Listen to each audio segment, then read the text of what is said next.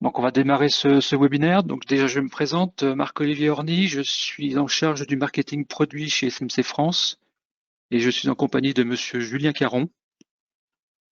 Bonjour à tous, donc Julien Caron, je suis le responsable support technique chez SMC France et j'ai également la charge de la partie efficacité énergétique, à tous les niveaux, que ce soit au niveau des produits, des solutions, mais également des services. Donc nous verrons ça durant ce webinaire. Merci à tous de votre présence pour ce webinaire oui, qui durera environ 45 minutes à peu près. Euh, Vous aurez la possibilité de poser vos questions au travers du chat tout au long du webinaire et nous y répondrons à la fin. Voilà. Je propose que tu commences, Marc, on peut démarrer.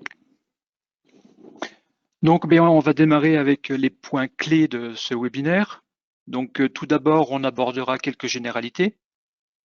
Puis ensuite, on parlera de l'air comprimé à travers les dépenses liées à l'air comprimé, la maîtrise de ces dépenses énergétiques. Ensuite, on fera un petit focus sur la production de l'air comprimé et son utilisation. Et ensuite, on développera 5 points qui, pour SMC, sont essentiels en fait dans l'approche. C'est le premier, contrôler les consommations. Ensuite, générer juste le besoin. Utiliser seulement l'essentiel et récupérer l'énergie. Donc, on vous parlera de récupération d'énergie, récupération des échappements et penser efficacité en globalité.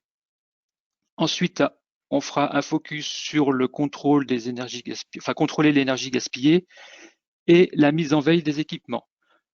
Donc ça, ce sera les différents points. On vous donnera aussi d'autres conseils, des informations, des présentations de produits aussi, qui vous faciliteront la mise en place d'actions dans le but de réduire les dépenses énergétiques. Donc là, on va commencer par quelques généralités. Donc, l'air comprimé comme source d'énergie, premièrement, en tant que source de puissance, l'air comprimé, c'est propre et sans danger. Alors, propre et sans danger, il y a quand même un bémol. Quand je dis sans danger, il y a quand même des règles à respecter, et notamment toutes les règles liées à la sécurité machine. Donc là, aujourd'hui, le webinaire, c'est sur le thème principal, c'est l'efficacité énergétique. On aura d'autres webinaires tout au long des semaines qui arrivent, et notamment un webinaire sur la sécurité machine et comment SMC peut vous accompagner dans cette partie-là. Donc, on n'en parle pas aujourd'hui. Je vous invite à vous, comment dire, à vous inscrire si vous êtes intéressé sur le prochain webinaire, donc sur la sécurité machine, pardon. Donc, l'air comprimé, ça permet, il répond aussi, il permet de répondre à des applications comme par exemple la manipulation, le transfert de pièces, mais aussi de soufflage pour refroidir des pièces. Donc ça, ce sont des exemples parmi tant d'autres. Donc il y en a énormément. Donc l'air comprimé, c'est utilisé dans beaucoup de sociétés, dans l'industrie, et selon donc l'air comprimé représenterait, selon l'ADEME, qui est l'Agence de l'environnement et de la maîtrise de l'énergie, 11% de la consommation électrique des industriels en France. Donc, et ça pourrait monter, enfin ça monte jusqu'à 30% en fonction des secteurs de l'industrie. Donc on voit bien à travers ces chiffres qu'il y a une importance, une grande importance à bien maîtriser la consommation de l'air. Donc justement, en parlant de chiffres, on va aller un peu plus dans le détail au niveau de ces chiffres. Et comme là, vous pouvez le constater, donc les dépenses liées à l'air comprimé, on a trois grandes parties. La plus grande, c'est l'énergie, qui représente 75% de ces dépenses liées à l'énergie. Et on a également l'investissement, 13%, et la maintenance, 12%. Alors juste une petite remarque par rapport à ça, par rapport à l'expérience que l'on a chez SMC. On se rend compte que bien souvent, on a quelques exemples où les industriels ont tendance à oublier de prendre en compte ces aspects d'investissement et de maintenance dans leur calcul de leur coût de consommation. Donc c'est vraiment un point non négligeable qui représente 25% quand même du coût total. Donc à ne pas oublier en prise en compte dans tous ces calculs de dépenses et d'amélioration. Donc maintenant, on va se pencher un peu plus en détail sur le coût de l'air comprimé. Donc, bien entendu, et heureusement, l'air est gratuit. Par contre, l'air comprimé, générer de l'air comprimé, ça ne l'est pas. On est à peu près sur 0,015 € du mètre cube d'air. Donc on en reparlera un peu plus tard dans la présentation, mais là on a voulu faire déjà un petit point sur le gaspillage et puis les fuites d'air. Là, vous voyez un tableau en fait avec une fuite d'air de 1,5 mm, ce qui n'est pas énorme. On est sur un volume d'air perdu de 70 000 mètres cubes, avec un coût par an de 1 000 euros. Donc, quand on se promène dans une usine, quand on entend des fuites, des pshhh de temps en temps, eh bien, c'est de l'argent qui part en fumée. Donc là, les conditions, c'est une pression de 6 bars avec un fonctionnement de 365 jours par an, 24 heures sur 24 et 7 jours sur 7. Donc c'est dans les extrêmes, mais bon, pour dire qu'une fuite, ça coûte, c'est de l'argent. Alors tout à l'heure, je l'ai pas trop, j'ai pas trop insisté. Tout à l'heure, j'ai dit que c'était non polluant et enfin, il y avait le côté sécurité. Donc non polluant. Le problème de l'air comprimé, c'est que comme c'est une fuite d'air, on s'en soucie pas trop. Si c'était une fuite d'huile sur un circuit hydraulique, là on se poserait tout de suite la question, on arrêterait tout parce qu'on aurait une belle flaque d'huile par terre. Et là, ce serait donc on aurait le problème de la pollution, le problème de la sécurité glissée, etc. Et on peut pas en fait continuer à faire fonctionner une machine avec une fuite d'huile. L'air comprimé, je dirais malheureusement, eh ben, on va laisser en fait la fuite perdurer et puis c'est de l'argent qui va partir. Mais bon, on en reparlera un peu plus tard par la suite. Alors Donc, juste, Marc, je me permets d'intervenir par rapport à l'expérience qu'on a, nous, chez SMC, au travers des très nombreuses campagnes de détection de fuite qu'on fait chez nos clients. Plus de 2000 fuites par an depuis plus de 10 ans. On s'est amusé justement à essayer de calculer le coût moyen de ce que peut représenter une fuite. On est entre 115, 120 euros la fuite, en moyenne, hein, bien évidemment. Des fois c'est moins, des fois c'est plus. Mais voilà, donc ce qui ramène un peu le diamètre d'une fuite à un trou de 0,5 mm, si on reprend le petit tableau qui est sur la présentation. Voilà, donc dites-vous que voilà, une fuite, ça représente au minimum, en moyenne, on va dire, 115 euros, multiplié par le nombre de fuites qu'on peut avoir sur ces installations, tout de suite, ça fait grimper la facture. on voit bien qu'à travers tout ça, il va falloir maîtriser les dépenses liées à l'énergie. Donc, c'est pour ça qu'on a mis sans action, pas d'opportunité. Donc, il va falloir agir. Donc, parmi vous aujourd'hui, on compte deux typologies de personnes. En fait, on a les utilisateurs de machines et les constructeurs de machines. Donc, pour les utilisateurs de machines, il va falloir, vous, à votre niveau, le levier, vous allez pouvoir réduire la consommation d'énergie. Et vous allez pouvoir intégrer dans les futures machines que vous allez développer, installer dans votre parc, dans vos usines, intégrer l'efficacité énergétique dans les investissements. Pour les constructeurs de machines, le fait d'apporter, en fait, de travailler sur cet aspect-là, ça va apporter une valeur ajoutée au produit, à votre machine, et ça vous apportera également un avantage concurrentiel par rapport aux machines qu'on pourrait trouver sur le marché équivalent. Donc maintenant, on va se concentrer sur l'air comprimé.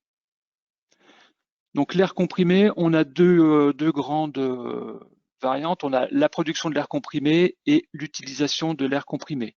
Et on va développer à travers ces deux parties plusieurs idées d'amélioration pour justement arriver à maîtriser ces dépenses énergétiques. Donc les pistes d'amélioration par rapport à la production de l'air comprimé. Le premier point, ça va être le bon choix du compresseur. Ça, c'est primordial. Ensuite, la qualité de l'air qui va jouer un rôle important. Alors, elle va jouer un rôle important, notamment dans la partie maintenance. Alors, c'est peut-être un peu hors sujet, mais malgré tout, ça l'est quand même. C'est intégré dans cette partie-là. Parce que le fait de faire une bonne maintenance, on n'aura pas d'usure prématurée et on n'aura pas une surconsommation d'air. Donc ça, c'est le premier point. La qualité de l'air, ça va être aussi également des filtres. Si je prends par exemple le cas d'un filtre, il a une cartouche. Cette cartouche, bien souvent, on a tendance à dire on la remplacera un peu plus tard. Et puis comme ça se colmate, on a les pertes de charge qui augmentent, on a tendance à augmenter la pression. Et ce n'est pas le bon geste qu'il faut adopter. Il faut faire une maintenance régulière, changer les cartouches de filtre régulièrement pour justement éviter tout ça. Les plages de fonctionnement, ça c'est pareil, on en reparlera un peu plus tard, mais la plage de fonctionnement c'est important, et également les pressions de fonctionnement. La récupération de l'énergie, je l'ai abordé, non, j'en ai parlé dans l'agenda. On en reparlera également plus tard dans la présentation. Donc ça, ce sont les pistes d'amélioration pour la partie production de l'air comprimé. Pour l'utilisation, en fait, ce qui va être important, c'est le contrôle, puisqu'en fait, il faut savoir d'où l'on part pour mesurer l'efficacité des actions qu'on va mettre en place. Ensuite, bien gérer la consommation de l'application, contrôler les énergies gaspillées, c'est ce qu'on a vu tout à l'heure avec le tableau. Vous vous rappelez la fuite de 1,5 mm et les 1 000 € par an. Et puis la mise en veille des équipements, ça c'est quelque chose aussi. On vous présentera des produits, des solutions qui vont vous permettre justement de mettre en veille vos équipements pour ne pas consommer inutilement dans les phases de non-travail, comme les week-ends, comme les fins de la nuit par exemple, quand les machines ne tournent pas. Donc, on va se concentrer sur les pistes d'amélioration par rapport à l'air comprimé. Donc tout à l'heure, je parlais de compresseurs, etc. Alors nous, SMC, on commercialise pas de compresseurs, on n'est pas spécialiste là-dedans. On laissera ça aux compressoristes qui sont des professionnels. Par contre, en fait, ce qu'il faut bien penser, c'est d'ajuster le besoin de la puissance de ce que va fournir le compresseur par rapport aux besoins que l'on a. Ça sert à rien de surdimensionner. Également, au niveau des types de compresseurs, on a des compresseurs à variateur de vitesse, des compresseurs on-off. Donc ça, c'est de faire le bon choix du compresseur par rapport aux besoins et à l'application, aux applications. Ensuite, la qualité d'air, ça j'en ai parlé, très important. On peut également imaginer de récupérer l'énergie, puisque quand on a un compresseur, on a un moteur, on a des calories qui sont donc dégagées. On peut imaginer de récupérer, comme par exemple ici, cette récupération d'énergie pour chauffer un circuit d'eau, par exemple. On peut également travailler sur la pression de fonctionnement. Là, on a mis en fait une information qui est à avoir en tête et qui est importante, c'est que si je réduis d'1 bar en sortie de compresseur ma pression, je vais réduire les coûts d'énergie de l'ordre de 7%. Donc, c'est pas anodin. Après, on peut se dire, oui, mais si je réduis d'1 bar mon installation, je vais être peut-être obligé d'augmenter le diamètre de vérin, etc., pour avoir des efforts. Là, encore une fois, on a des solutions, on vous en parlera un peu plus tard, mais on a des solutions. On pourra réduire d'1 bar la totalité du circuit et ponctuellement augmenter la pression aux endroits nécessaires sur la machine ou dans l'usine. Donc maintenant, on va parler de l'optimisation de l'air comprimé et je vais laisser la parole à Julien qui va vous présenter le reste de la présentation. Donc là, je vais lui redonner la main, une petite manipulation.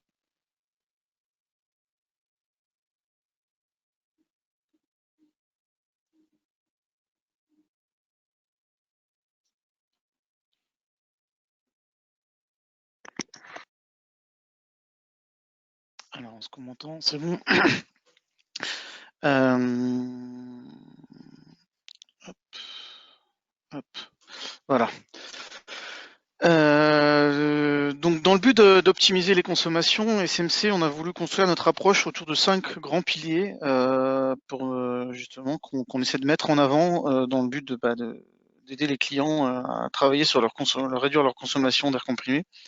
Dans ces piliers, on va retrouver tout ce qui est lié à la génération de l'air comprimé, la récupération de l'air, on va aborder ça après, tout ce qui est lié au contrôle, qui est un des piliers fondamentaux au niveau de tout ce qui est économie. Après, on va retrouver tout ce qui est l'utilisation, travailler sur l'utilisation, réduire les consommations. Et les derniers piliers, c'est travailler sur penser efficacité au quotidien, avoir en tête les principes de base qui permettront d'arriver aux objectifs. Je vous propose donc de détailler ces piliers.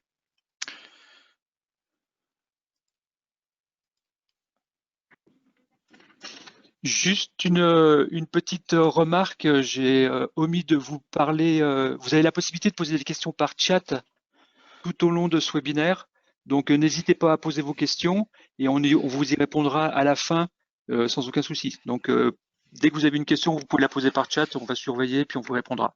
Je relaisse la parole à Julien. Donc la partie contrôle des consommations, c'est vraiment un pilier fondamental. On a vu tout à l'heure qu'il était impératif de savoir d'où l'on part pour mesurer l'efficacité des actions qui seront prises.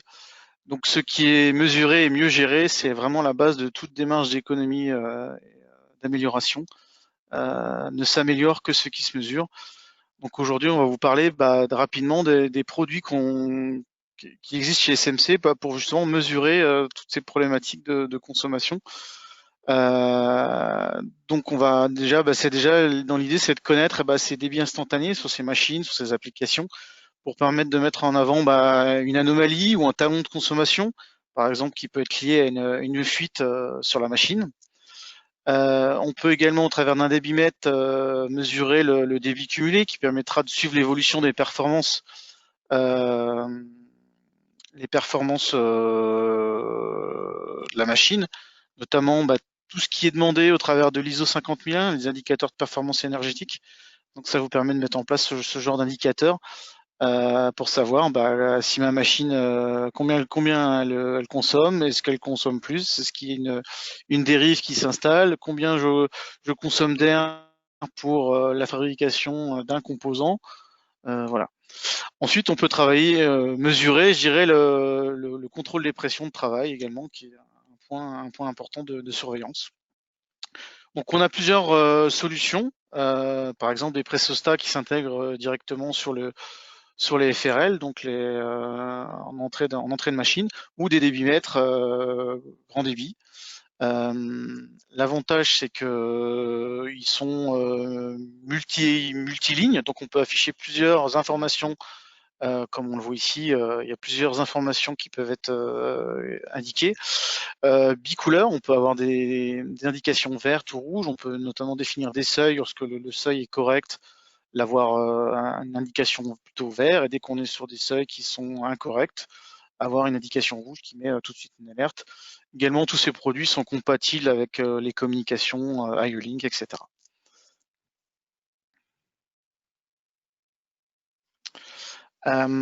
Autre pilier, donc tout ce qui est générer juste votre besoin. Comme on l'a vu tout à l'heure, réduire d'un bar la pression permet de faire des économies de 7% sur le réseau d'air comprimé. Donc, machine au travers de ce qu'on voit ici, c'est un régulateur de pression. On peut effectivement agir sur d'autres points, comme exemple diminuer la pression de retour d'un actionnaire. Dans de nombreux cas, les actionneurs poussent et tirent une masse, enfin un bridage d'une pièce, et ne travaillent que dans un seul sens. Donc là, on peut différencier la pression entre la course de travail et la course retour. La course retour est souvent à vide, donc on peut utiliser une pression plus faible. Donc on a ce produit-là de la série ASR et SQ chez SMC qui permettent justement de différencier cette pression. Donc c'est un composant qui se monte directement sur les orifices d'alimentation du vérin, donc qui reste peu encombrant et qui est à la fois régulateur de pression et limiteur de débit. C'est-à-dire que quand j'ai besoin de faire sortir mon vérin avec l'effort nécessaire, j'envoie mes 6 bars dans ma chambre avant. Dès que j'ai juste besoin de ramener mon vérin dans l'autre chambre, je ne mets plus que 2 bars par exemple, donc je fais des économies à ce niveau-là. Également, baisser la pression du réseau peut poser problème car ça oblige à augmenter les allésages des actionnaires et à revoir une partie de la conception.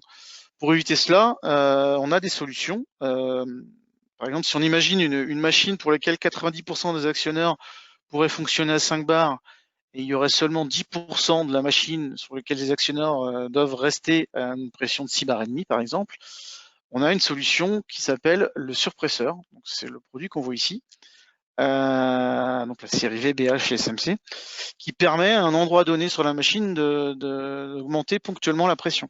Donc de garder une pression plus élevée, et c'est un produit 100% pneumatique. Autre solution qu'on peut vous proposer, c'est le vérin qu'on voit ici, donc qui était un actionneur spécifique, donc c'est la série MGZ pour information chez SMC, qui a une conception interne particulière qui permet de doubler l'effort sans augmenter la pression de travail. Donc l'idée, c'est pas forcément de doubler l'effort, mais c'est de garder le même effort tout en baissant la pression. Et donc c'est là où on va faire des économies.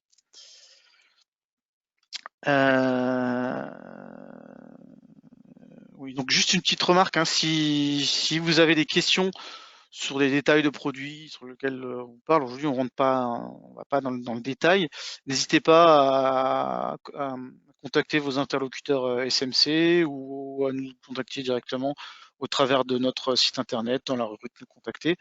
On se fera un plaisir d'échanger et d'approfondir certains sujets. Donc maintenant, on va parler d'un autre levier, hop, qui est la réduction des volumes morts. Je dirais qu'en fonction des implantations et des diamètres de tubes, il est possible de trouver des solutions où on aura malheureusement plus d'air dans le tuyau que dans l'actionneur en lui-même en fait. Ce qui fait que la longueur de tuyau va nous faire surconsommer par rapport à notre besoin réel dans l'actionneur. Donc l'impact, il va être direct sur la consommation, mais également aussi sur le temps de réponse. Même si aujourd'hui on n'aborde pas les aspects de temps de réponse, c'est aussi un point qui peut être intéressant d'optimiser. La solution chez SMC, c'est ce vérin qu'on voit là, ce vérin compact, la série CVQ chez SMC, où on va retrouver un électrodistributeur directement flasqué sur l'actionneur. Donc on va vraiment minimiser les longueurs de tuyaux entre l'électrovanne et l'actionneur, contrairement au schéma qu'on peut voir ici, où effectivement on voit différentes électrovannes avec une certaine longueur de tuyau. Là, vraiment, on vient minimiser cette longueur de tuyau, donc on évite les consommations inutiles, parce que la pression, une fois qu'elle ne sert que dans l'actionneur, la pression dans le tuyau, elle ne fournit pas d'effort, elle sert juste à alimenter l'actionneur, donc il faut vraiment essayer de la minimiser. Autre levier qu'on va aborder maintenant, c'est je dirais la récupération des énergies au travers des échappements des actionneurs. Donc pour faire fonctionner un actionneur, comme vous le savez, il y a une chambre sous pression et il y a une chambre à l'échappement. À chaque déplacement, il y a une chambre qui se vide. C'est le fameux pchit qu'on entend dans le fonctionnement d'une machine. Alors chez SMC, on a actuellement une solution pour récupérer cet air et pouvoir le réutiliser et le réinjecter dans l'autre chambre. Cette solution, elle permet de générer des économies d'autour de 45%. Donc c'est le schéma qu'on voit en haut. En fait, on intègre un clapet anti-retour avec un raccordement spécifique entre l'électrovanne et le vérin, et effectivement, on va récupérer une partie des échappements pour le réinjecter dans la chambre à vent pour créer l'effort de retour nécessaire. Bon, ça n'est adapté que pour des actionneurs où il n'y a qu'une seule course de travail. La course retour se fait à vide. Voilà. Mais néanmoins, lorsqu'on a ce genre d'application, on peut effectivement aller faire des économies autour de 45%. Autre levier maintenant, c'est le bon dimensionnement des composants. On a tendance souvent à surdimensionner les composants pour éviter les problèmes mécaniques. Donc ce que j'appellerais la fameuse marge de sécurité. Tout le monde applique la sienne, donc finalement, mis bout à bout, la marge de sécurité entre le début de la conception et la machine finale, elle est énorme. Et on se rend compte que c'est pas forcément nécessaire d'avoir des diamètres de vérin aussi gros. D'un point de vue d'efficacité énergétique, surdimensionner un élément implique une consommation plus élevée. On se rend compte aussi que les tuyaux, le diamètre de tuyau, c'est aussi un point important. Combien de fois quand on remplace un tuyau, on prend en fonction de ce qu'on arrive à trouver au magasin, on prend ce qu'on a, tant qu'à faire, on se dit qui peut le plus peut le moins, donc on prend tendance à prendre plus gros. Donc qui dit plus gros, dit surconsommation. Généralement, c'est pas plus petit parce que sinon on a des problèmes de vitesse d'écoulement et de vitesse au niveau des actionneurs. Mais on a tendance généralement à prendre toujours plus gros et c'est pas forcément intéressant en termes d'économie d'énergie. Pour aller plus loin, justement, SMC, on a travaillé sur une solution pertinente. On a retravaillé sur certaines séries les alaisages. On a créé des alaisages intermédiaires. Donc, vous connaissez tous les diamètres d'actionnaires des normes ISO. On va retrouver le diamètre 40, 50, 63, 80, 100, etc. Et on se rend compte que lors des calculs de dimensionnement, on arrive des fois à un diamètre théorique de 43 mm, par exemple. Donc du coup, quand on va choisir un diamètre, on va prendre le diamètre disponible juste au-dessus. Donc là, ça sera le diamètre 50 mm. Donc là, l'idée SMC, c'est de proposer des diamètres intermédiaires, donc des diamètres de 45, 56, 67, 85 mm. Donc sur certaines séries, hein. Donc c'est les séries qu'on voit là, les CQ, CM, MGP, CU. Donc là, dans notre exemple, si notre diamètre théorique est de 43, je ne suis pas obligé d'aller prendre un diamètre 50, je peux prendre un diamètre 45. Donc ce qui me permet d'avoir une consommation réduite de 18%. Également, l'avantage de mon diamètre 45, c'est qu'il a le même encombrement. On a travaillé aussi sur cet aspect-là, il a le même encombrement qu'un diamètre 40. Donc le produit sera plus compact, plus léger. Ça peut être aussi intéressant lorsqu'on est sur du matériel embarqué. Si on reprend l'exemple qu'on a vu avant sur la réutilisation des échappements, on peut également, on s'est amusé à travailler donc sur cette petite maquette, à retravailler donc la partie récupération d'énergie, retravailler les diamètres de tubes. On voit que là sur un fonctionnement traditionnel avec une électrovanne en 5.2, du tube avec diamètre intérieur, diamètre 6,5, un diamètre de vérin, diamètre 50. On a fait exactement la même chose. Donc là, on a retravaillé donc la partie récupération des échappements, retravaillé les tubes vraiment optimisés. Donc là, on n'est plus que sur un diamètre intérieur de 4 contre 6,5 avant, et un diamètre de vérin de diamètre 45 pour le même effort, la même vitesse, la même efficacité derrière. Et on voit qu'au total, on peut atteindre jusqu'à 66% d'économie si on maîtrise et on ajuste ces trois paramètres. On voit que là, sur la maquette, on a consommé 5 litres en ayant fait 10 cycles. Pour les mêmes 10 cycles, on a consommé 15 litres dans ce cas-là.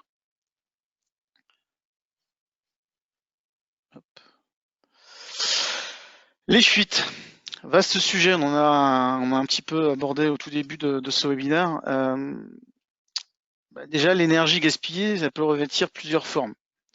La principale gaspillage, comme vous le savez certainement tous, qui est présent dans toutes les entreprises, c'est les fuites. Comme on l'a vu au tout début, l'air comprimé est inodore, incolore, non polluante, on l'a dit. C'est pour ça que généralement on ne se soucie pas trop des fuites. Également, elles ne sont jamais traitées si elles n'ont pas d'impact sur mon process. Si ma fuite, elle me fait pas baisser mes cadences, si elle ne m'empêche pas que ma machine de tourner comme elle devrait, je ne m'en occupe pas, je m'occupe d'autre chose. Malheureusement, ça entraîne des consommations derrière. En plus, certaines fuites sont pas forcément audibles.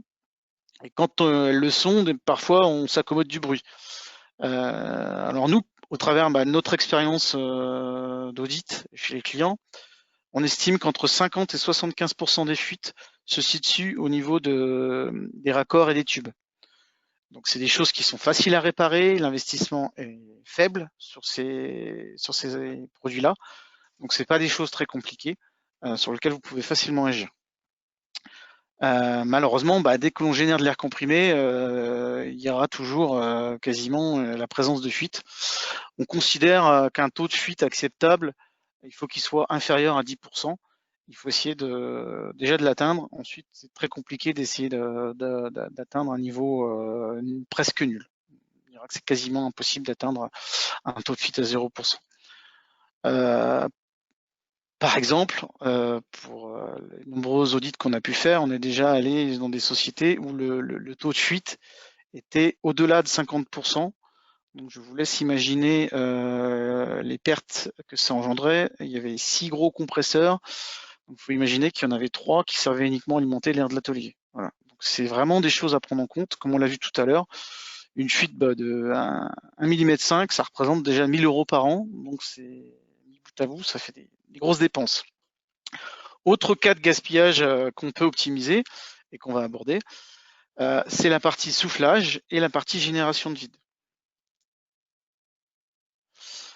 Donc le soufflage. Donc, dans certaines applications, le soufflage est utilisé par exemple pour refroidir les pièces, nettoyer, sécher, éjecter. Donc ça équivaut dans certains cas à une fuite permanente si elle n'est pas travaillée et optimisée.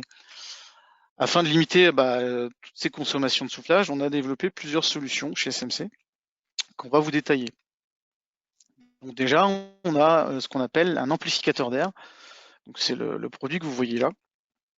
Donc la série ZH chez SMC, qui est un amplificateur qui utilise l'effet Coanda.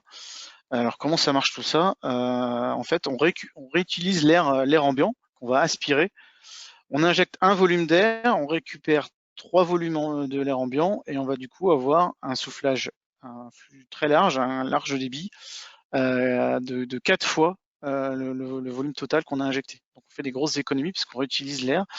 L'avantage, c'est qu'il n'y a aucune pièce mobile, donc il n'y a pas d'entretien nécessaire. Et on peut aller jusqu'à réaliser des économies jusqu'à 70% sur ce type de solution. Autre solution qu'on propose, c'est le soufflage par intermittence. Donc c'est la série AXTS chez SMC. L'idée, c'est plutôt que de souffler en continu, dans certains cas, le soufflage, on peut le faire de façon impulsionnelle. Donc on a développé cette vanne de soufflage qu'on voit ici, par impulsion, qui est 100% pneumatique, donc il n'y a aucun pilotage électrique dessus. Et elle permet effectivement la pression de crête répétitive de chaque impulsion va nous permettre d'obtenir un soufflage efficace et permet de réduire également les consommations de 50% ou plus. Voilà. Donc on a un réglage des temps d'ouverture et des temps de fermeture de façon individuelle et on a des fréquences qui vont entre 1 et 8 Hz sur ce produit-là. On voit effectivement qu'à chaque impulsion, on profite effectivement d'une petite crête de pression, d'impulsion, de pression maximale, qui va permettre effectivement d'aller au-delà des 50%. Grâce à ça, on va pouvoir être encore plus efficace à l'impact du soufflage. Autre point, tout ce qui est soufflage au travers des buses. Donc on a un large choix de buses de soufflage chez SMC, adaptés pour chaque application ou chaque contrainte, notamment des buses haute efficacité qui vont vous permettre de maximiser l'efficacité au niveau du soufflage d'air grâce à une pression d'impact de soufflage plus focalisée et plus élevée.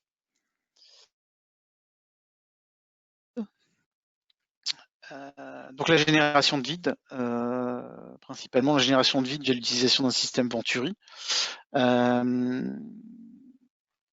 Il faut avoir en tête que les Venturi sont utilisés pour générer du vide, consomment de l'air. C'est un élément consommateur sur lequel il faut vraiment essayer d'optimiser au maximum également. Alors premier aspect, je dirais, donc le point important à prendre en compte, c'est au niveau du vide maximum.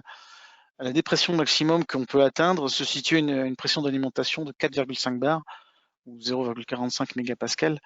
Donc il n'est pas nécessaire de mettre une pression plus élevée sur un Venturi ou un générateur de vide. On n'obtiendra pas de meilleurs résultats. On va même plutôt surconsommer et on n'aura pas plus de préhension. Autre élément qu'on propose, c'est les générateurs de vide avec fonction d'économie d'énergie. Donc c'est le produit qu'on voit effectivement ici sur la photo. Donc c'est la série ZK2 chez SMC. Donc c'est un produit qui est déjà avec une fonction multi-étagée, c'est-à-dire qu'on va retrouver plusieurs Venturi en série à l'intérieur du produit, donc ce qui permet de consommer moins pour générer un débit d'aspiration important. Et également sur ce produit-là, on va retrouver un vacuostat, donc avec cette fonction d'économie d'énergie, qui va nous permettre de couper l'alimentation d'air lorsqu'on a atteint le vide souhaité. Admettons, sur mon préhenseur, dès que j'ai saisi ma pièce au niveau de ma ventouse, le vide est suffisant pour maintenir ma pièce. J'ai pas besoin de générer le vide en continu, donc je coupe l'air, je laisse ma ventouse en dépression, la pièce tient très bien, et je peux éviter comme ça de surconsommer. Et je paramètre mes seuils, et si jamais au bout d'un certain moment le seuil redépasse un certain niveau, je vais régénérer le strict nécessaire pour retrouver le bon niveau de vide qui va me permettre d'éviter que ma pièce se relâche. Autre élément, en termes de préhension, là carrément pour éviter de consommer, lorsqu'on est sur comment dire, des pièces métalliques, des pièces ferromagnétiques, on a une solution, c'est le produit qu'on voit ici, de préhenseur magnétique, donc qui peut être utilisé dans certaines applications, tout ce qui est tôle, etc., vraiment l'automobile ou autre. Là, on n'utilise plus du tout de vide, on vient juste avec un système d'aimant qu'on vient rapprocher au travers d'une sorte de piston à l'intérieur, rapprocher l'aimant ou éloigner l'aimant de la zone de contact, et on vient du coup éliminer totalement une génération de vide grâce à ce produit-là. Et on peut prendre effectivement des produits avec des géométries et des propriétés différentes. On élimine le soufflage ou l'aspiration grâce à ça. Il n'y a plus de ventouse. La mise en veille. Ça, c'est un point intéressant en termes pour améliorer les consommations inutiles, les gaspillages sur la machine. Donc c'est la série VEX chez SMC. Donc ce qu'on appelle chez nous une vanne de mise en veille ou une standby valve, on appelle comme on veut. L'intérêt, donc c'est une vanne qui s'installe sur le conduit d'alimentation d'air principal de la machine, qui va vous permettre de réduire la pression lorsque la machine est à l'arrêt, est en arrêt de production. Alors quand on parle d'arrêt de production, on peut retrouver tout ce qui est pause brève, typiquement une pause inférieure à 1 heure, par exemple. Un changement de série qui peut intervenir sur la machine. Une pause longue, donc pause longue, on va retrouver le week-end, la nuit, etc. Ou les pauses non planifiées, type un temps d'arrêt causé par une panne ou une casse sur la machine qui était non prévue. Alors le principe, il est relativement simple, c'est qu'il y a 4 états de fonctionnement possibles. Elle va vous permettre de gérer déjà la pression de fonctionnement en production. Par exemple, ma machine a besoin de 5 bars pour fonctionner, et je délivre mes 5 bars au travers de ce produit-là, je produis, tout se passe bien. Dès que je suis en repos, dès que la machine envoie le signal qu'elle est en repos, elle va automatiquement baisser la pression. Donc ici, on a la pression des 5 bars de fonctionnement normal. Et dès qu'on envoie le signal de repos, on va baisser la pression à 2 bars. Ensuite, on peut aller jusqu'à couper l'air. Donc l'idée, c'est on coupe l'air, on ne purge pas l'air, mais on laisse la machine sous air et on la laisse se vider au fur et à mesure des potentielles fuites ou soufflages ou vides qu'il pourrait y avoir dessus. Ou on peut carrément aller purger la machine si on a besoin de vider complètement l'air pour une intervention de maintenance, par exemple. L'intérêt de ce produit-là, c'est qu'effectivement, quand je suis en pression de production, pression de travail, mes 5 bars, dans mon exemple, quand je passe, admettons, j'ai une pause que d'une demi-heure, je ne vais pas purger ma machine pour atteindre la pression de repos, mes 2 bars. Je vais la laisser à 5 bars et en fonction des fuites qu'elle va avoir, elle va peut-être se dégonfler que d'un bar. Elle va peut-être au bout d'une demi-heure atteindre 4 bars. L'avantage, c'est qu'au bout de cette demi-heure, quand je vais redémarrer ma production, je vais repasser à 5 bars, je n'aurai qu'un bar à regonfler sur ma machine. Donc c'est là aussi où je fais des économies. Autre avantage, c'est que ça évite, si ma machine est suffisamment saine, qu'elle est surveillée régulièrement en termes de fuite, il y a très peu de gaspillage sur ma machine. Ça m'évite de purger systématiquement l'ensemble de ma machine. Admettons, tous les soirs, si je coupe ma machine, je purge l'ensemble du circuit, du volume d'air qu'il y a dans ma machine, et je la regonfle tous les matins. Peut-être qu'en laissant ma machine sous pression à une pression plus faible, je consommerai moins que purger et regonfler l'ensemble de ma machine chaque matin, en fait. Donc, là aussi, il y a un intérêt en termes d'économie. Et ce produit-là, il va être compatible en termes de, notamment, tous les différents protocoles de communication, comme on peut le voir ici, DeviceNet, CC-Link, Profinet, IO-Link, également une commande analogique ou une commande de présélection qu'on peut paramétrer au niveau de l'électrorégulateur. Voilà pour le produit. Dernier pilier, c'est le pilier qu'on a appelé pensée efficacité. Je dirais que lorsqu'on conçoit une machine, un ensemble, un sous-ensemble, il est important d'avoir en tête les principes de base qui permettent d'atteindre vos objectifs.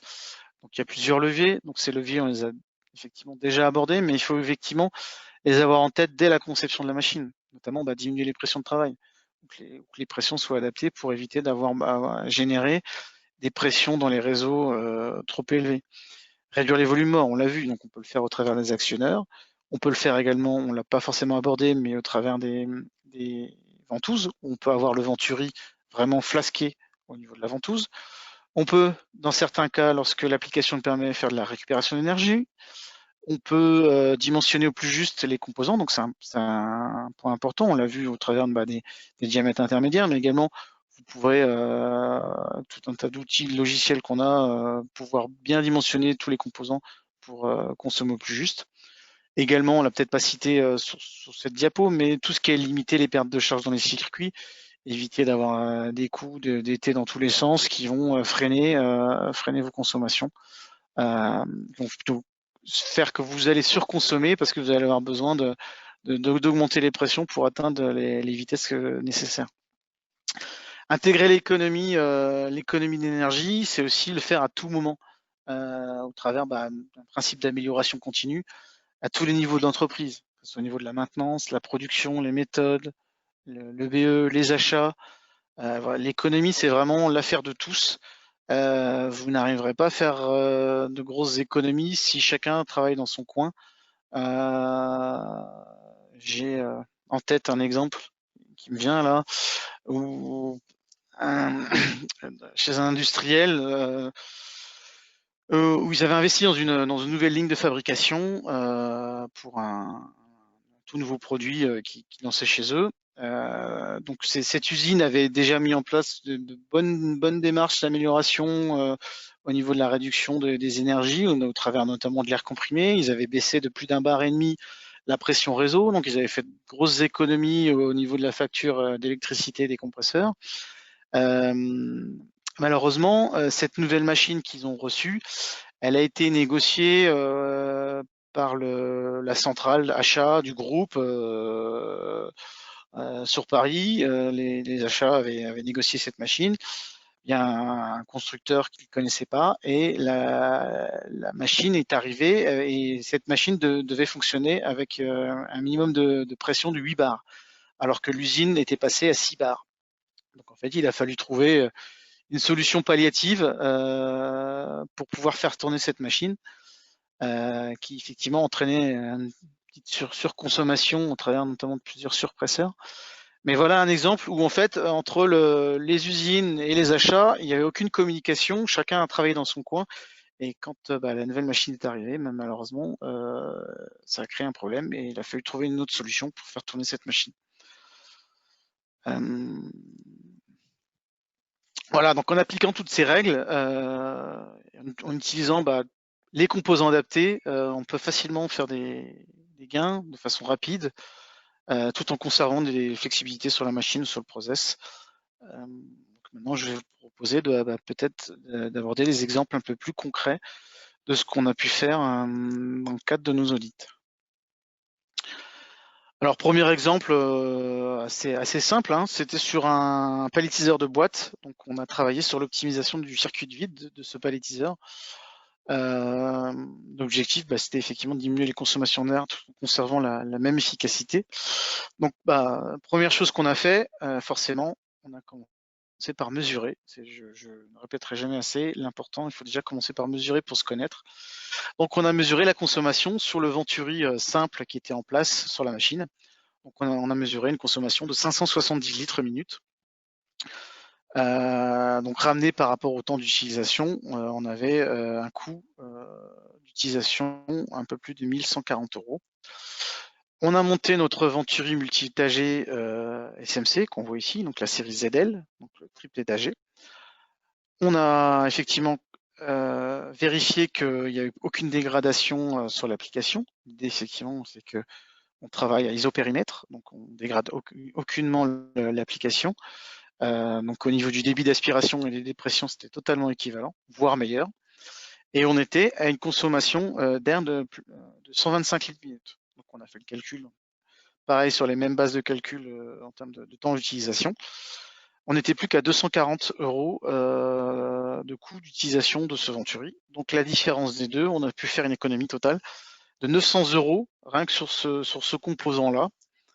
Donc on a mis en évidence voilà, c'est cette économie en remplaçant uniquement un Venturi simple, un multi-étagé. Et le retour sur investissement était de 2 mois seulement sur cette application. Petit bénéfice complémentaire qu'on a pu faire en termes de réduction de bruit grâce au silencieux intégré dans le composant. Autre exemple, un peu plus complet. Donc là, c'était dans le cas d'un audit ciblé sur une petite ligne de fabrication.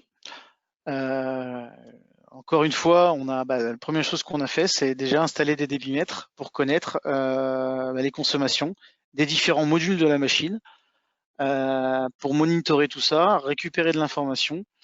Je rappelle, ne s'améliore que ce qui se mesure, donc c'est déjà la phase initiale pour travailler dessus.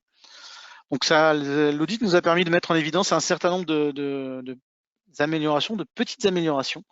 Donc déjà, on a pu retravailler sur la partie réduction des niveaux de pression. Donc sur certains modules, on a pu baisser la pression. Donc on a gagné 18% sur la consommation totale. On a travaillé sur le vide au travers d'unités de vide économie d'énergie, donc la série ZK2 chez SMC.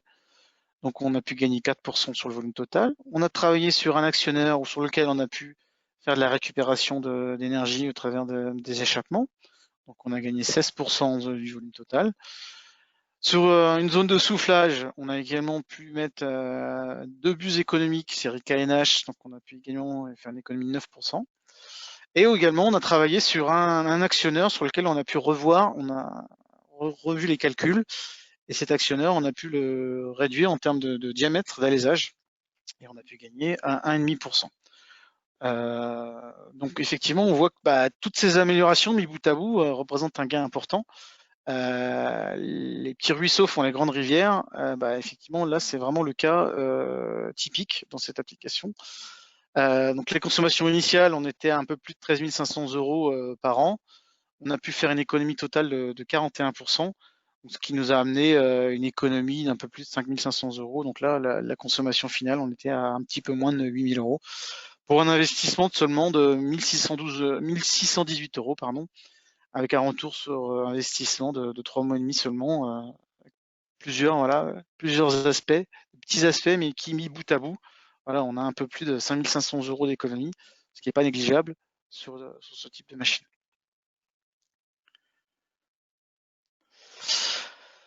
Enfin, pour aller plus loin, chez SMC, on de logiciels et d'outils qui vous permettent de dimensionner, de définir vos économies. Donc on a un logiciel d'économie d'énergie, on a des outils d'évaluation, soit sur vos installations, vos usines, soit sur vos machines. Ça vous permet déjà d'avoir un ordre d'idée des économies potentielles que vous pouvez générer. On a également tout un tas de calculateurs simples sur des produits, des fonctions qu'on a pu aborder, qui vous permettent rapidement d'évaluer l'économie qu'on peut générer avec tel ou tel produit par rapport à l'existant. L'économie d'énergie s'appuie aussi sur les compétences, c'est aussi un point important. Donc, SMC, on est organisme de formation et on a notre catalogue des sessions, des formations, des modules de formation sur les économies. Donc ça peut être aussi bien sur la conception d'un circuit pneumatique, plutôt adapté pour les bureaux d'études, on va dire, la sensibilisation à l'économie d'énergie, donc pour vraiment tous les acteurs de l'entreprise, l'éco-conception ou l'éco-maintenance, qui est une formation qui est très plébiscitée. Rapidement, l'éco-maintenance, c'est effectivement adapté pour les gens de la maintenance, mais c'est de dire si j'ai un produit A sur ma machine qui tombe en panne, plutôt que de remplacer par un autre produit A, est-ce qu'il n'existe pas un produit B sur lequel il va me faire les mêmes fonctions, mais qui va me permettre de faire des économies. Donc voilà, c'est que les gens aussi, au niveau de la maintenance, soient sensibilisés et qu'on puisse profiter des changements qui interviennent dans le cadre de la maintenance pour améliorer de façon continue la machine. Dernier aspect, la partie audit efficacité énergétique que l'on propose. Donc, c'est un service que l'on propose chez SMC. J'ai déjà pu vous citer pas mal de petits exemples tout au long de ce webinaire. Le but, c'est effectivement d'accompagner vos clients dans leur démarche d'amélioration de performance énergétique sur les réseaux d'air comprimé. On a des experts qui se déplacent pour étudier les installations, donc, je dirais, depuis la salle des compresseurs jusqu'à l'efficacité d'un actionneur, de la soufflette, ou des problèmes de performance, par exemple. On a une approche de deux façons, on va dire. Une approche plutôt ciblée, donc sur laquelle on va se concentrer sur un périmètre plutôt restreint. On va se focaliser sur une application, une machine, une petite ligne de fabrication. L'idée, c'est plutôt que d'essayer d'aborder l'ensemble de l'usine, c'est d'essayer de commencer par une machine, une ligne, et déjà de voir ce qu'on peut faire et d'avancer pas à pas ou de dupliquer les solutions qu'on pourrait proposer. Mais effectivement, on est capable, au de ça, de travailler sur le bâtiment complet, le site industriel et de proposer des solutions. Alors, dans les thèmes qu'on est capable de proposer, on va retrouver effectivement tout ce qui est détection de fuite, tout ce qui est étude, amélioration des soufflages, effectivement tout ce qui est mesure de débit-pression sur les machines, les applications, voire même en sortie de compresseur, c'est quelque chose qu'on est capable de proposer. Le but de tout ça, c'est effectivement on va retrouver tout ce qui est cartographie des consommations sur les machines, les zones de production, identifier des dérives, donc on a parlé des fuites, des consommations inutiles. Ça peut être aussi connaître où et quand interviennent des chutes de pression sur un réseau pneumatique, aider à fixer des objectifs chiffrés dans la réduction de consommation, par exemple. Autre aspect qu'on est capable de proposer, c'est tout ce qui est vérification des systèmes de filtration et de la qualité d'air. Donc, on va faire une analyse de votre qualité d'air, savoir si elle est adaptée par rapport à l'usage que vous en faites et si elle n'entraîne pas des dégradations, des colmatages prématurés de la partie filtration, etc. Autre aspect, effectivement, l'optimisation. Donc, proposition d'amélioration et solutions d'économie sur vos applications au travers effectivement de toutes les solutions qu'on a pu en partie aborder dans ce webinaire. C'est un peu notre valeur ajoutée chez SMC. Voilà. Juste pour finir, notre approche, notre philosophie chez SMC, elle est vraiment de vous accompagner et de vous donner toutes les clés pour justement pouvoir être le plus efficace, optimiser, faire des économies. J'aime bien citer ce proverbe chinois qui dit si vous donnez un poisson à un homme, vous le nourrissez pendant une journée, apprenez-lui à pêcher, vous le nourrissez toute la vie. Voilà, au travers, nous chez SMC, c'est un peu notre philosophie, au travers des outils, les logiciels, les formations, les audits, les solutions aussi qu'on a vues juste avant, qui vous permettent effectivement de réaliser vos objectifs et de faire des économies.